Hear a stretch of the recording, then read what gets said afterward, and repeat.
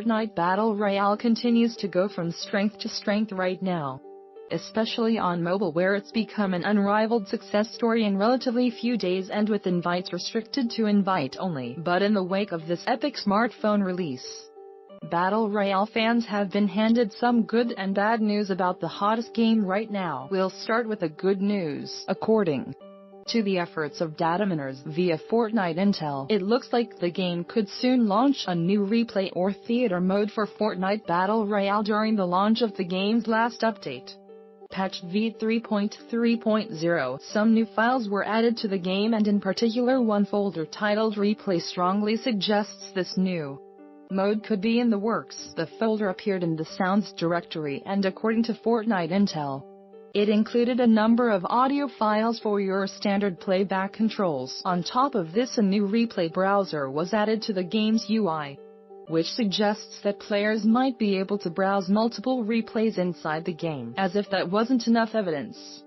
several icons were added to the replay folder, which included everything from pause, fast-forward icons to cameras.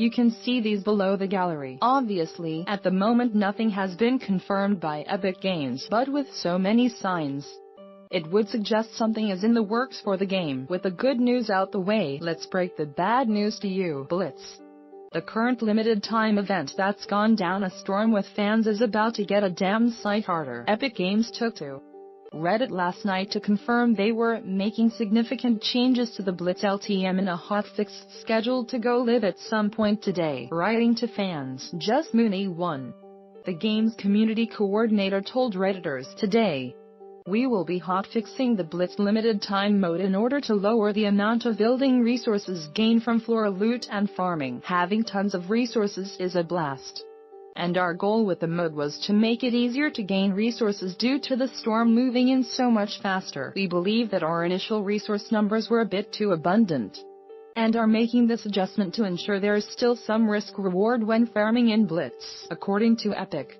the following changes will occur to the Blitz LTM: floor loot resources reduced from 100 to 60, farming resources increase reduced from 200% to 150%.